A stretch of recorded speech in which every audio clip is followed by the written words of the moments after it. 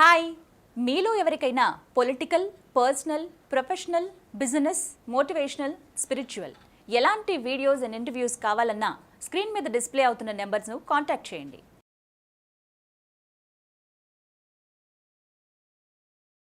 నమస్తే, welcome to Suman TV. ఈరోజు మనతో పాటు స్టూడియోలో senior stock market analyst and advisor AS Chakravarthy garu ఉన్నారు. వారితో మాట్లాడదాం. నమస్కారం సార్. నమస్తే మహేశ్వర్ గారు. చక్రవర్తి గారు, మనం స్టాక్ మార్కెట్లో వింటూ ఉంటాం లోవర్ సర్క్యూట్స్ అని, అప్పర్ సర్క్యూట్స్ అని. ఇవి స్టాక్ మార్కెట్లోనే ఉంటాయా, నిఫ్టీలో కూడా ఉంటాయా? మహేశ్వర్ గారు మంచి ప్రశ్న అడిగారు. చాలామందికి అప్పర్ సర్క్యూట్స్, లోయర్ సర్క్యూట్స్ మీద అవగాహన తక్కువ. నేను చాలా బ్రీఫ్గా చెప్తాను.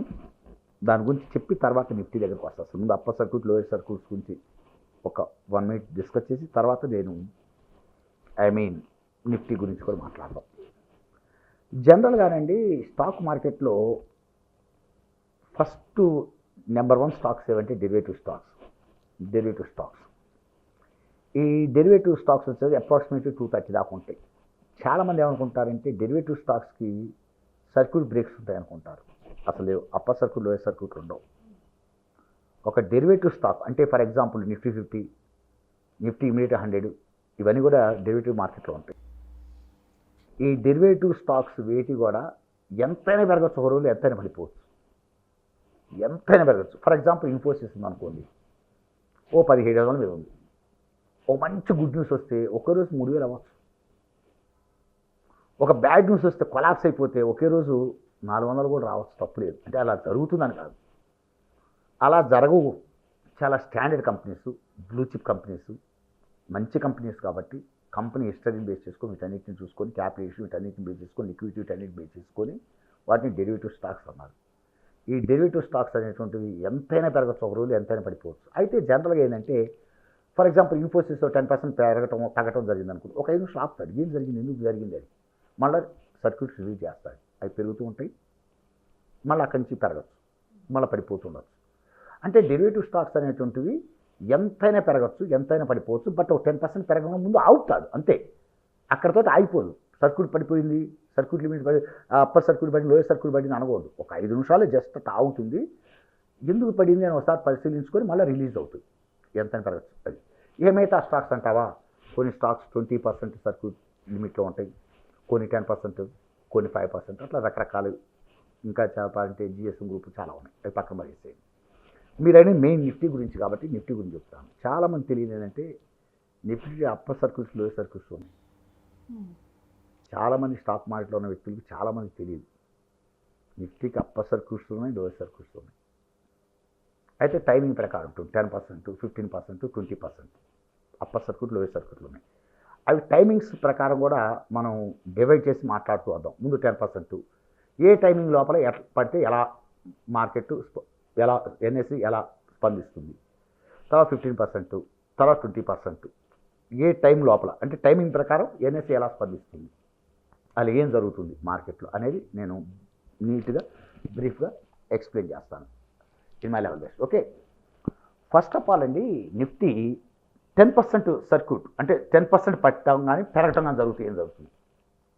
నిఫ్టీ ఫర్ ఎగ్జాంపుల్ ఇప్పుడు 17,000 మీద ఉందనుకోండి. ఇవాళ 17,000 నుంచి 10% పెరిగితే అంటే 1,700 పెరుగుతాయి. లేదు 1,700 ఒకే రోజు పడిపోతే ఏం జరుగుతుంది? మళ్ళీ ఒకసారి నిఫ్టీ 17,000 ఉంది, దాంట్లో 10% అంటే ఎంత? 1,700 పెరిగినా తగ్గినా ఏం జరుగుతుంది నిఫ్టీలో? ఏ టైమింగ్స్ లోపల, ఏ టైమింగ్లో ఎలా ఎన్ఎస్సి స్పందిస్తుంది అనేది మనం డిస్కస్ చేద్దాం. ఫస్ట్ బిఫోర్ 1 o'clock అండి, 1 గంట లోపల నిఫ్టీ కనుక 10% పెరిగినా పడిపోయినా మార్కెట్ ఆగిపోతుంది. బిఫోర్ 1 o'clock లోపల మార్కెట్ 10% పెరిగినా, నిన్న క్లోజింగ్ నిఫ్టీ 17,000 అనుకోండి కాసేపు. నిన్న క్లోజింగ్ నిఫ్టీ 17,000, 10% అక్కడి నుంచి పెరిగినా పడిపోయిన మార్కెట్ ఆపేస్తారు. 45 minutes అవుతుంది. తర్వాత మళ్ళీ ప్రీ ఓపెన్ సెషన్ 50 minutes, అంటే 1 hour తర్వాత ఓపెన్ అవుతుంది. ఓవరాల్గా చూసుకుంటే ఇది మనసులో పెట్టుకోండి. అలా కాకుండా ఎగ్జాక్ట్ 1 o'clock టచ్ చేసిన టైం అండ్ 2:30 లోపల, బిఫోర్ 2:30 10% పెరిగినా పడిపోయినా నిఫ్టీ ఏం జరుగుతుంది? అప్పర్ సర్క్యూట్ లోయర్ సర్క్యూట్ అంటే 10% పెరిగినా తగ్గినా ఏం జరుగుతుందంటే 15 మినిట్స్ మార్కెట్ అవుతుంది, ఆపేస్తారు మార్కెట్. అసలు ఎందుకు జరిగింది ఇదంతా?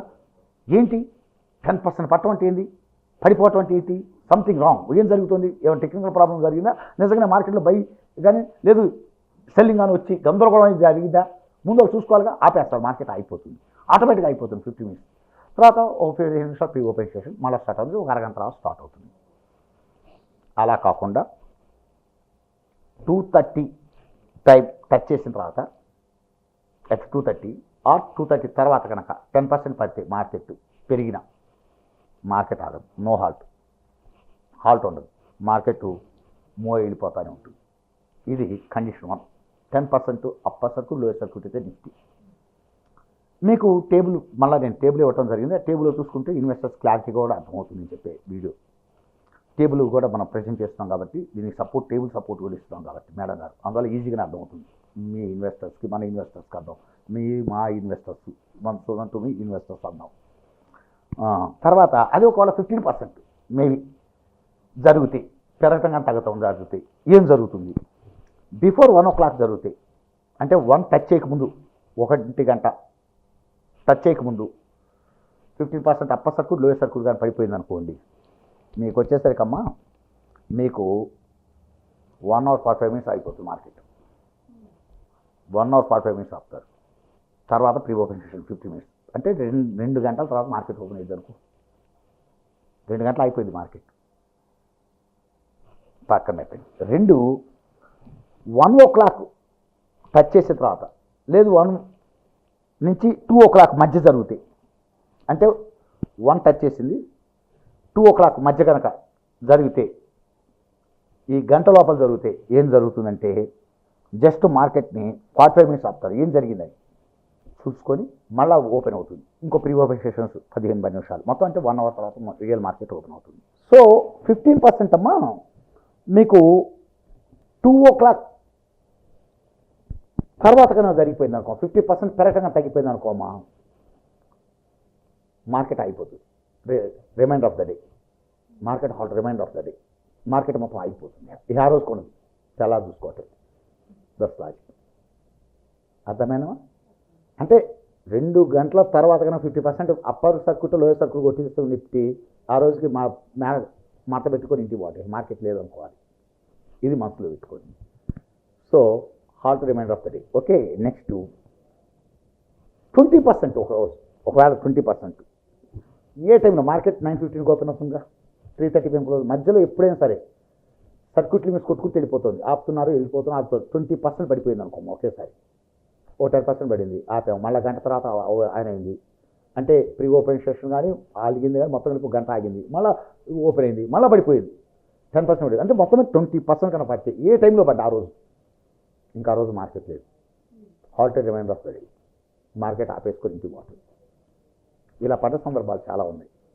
నిఫ్టీ 10% పెరగటం, పడిపోవటం, 20% పెరగటం ఒకే రోజులో, పడటం జరిగి మార్కెట్ అయిపోయే రోజులు ఉన్నాయి మార్కెట్లో.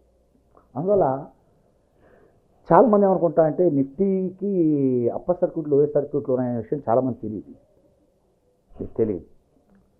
డెరివేటివ్లో ఉన్న స్టాక్స్ ఉండదు. మళ్ళీ ఇంకోటి చెబుతున్నాను, డెరివేటివ్ స్టాక్స్ ఎంతైనా పెరగచ్చు, నిఫ్టీ రన్నింగ్లో ఉంది, మార్కెట్ రన్నింగ్లో ఉంది, డెరివేటివ్ స్టాక్స్ ఎంతైనా పెరగచ్చు, ఎంత పడిపోవచ్చు. జస్ట్ ఓ 10% పెరిగినా తగ్గినా అవుతుంది అంతే. 5 నిమిషాలు అవుతుంది, మళ్ళీ ఓపెన్ అవుతుంటే అది నడుస్తుంది, ఎంతైనా పెరిగిపోవచ్చు, ఎంతైనా పడిపోవచ్చు. Remain stocks 20% upper circuit lower circuit, తర్వాత 10%, తర్వాత 5% రకరకాలుగా ఉంటాయి.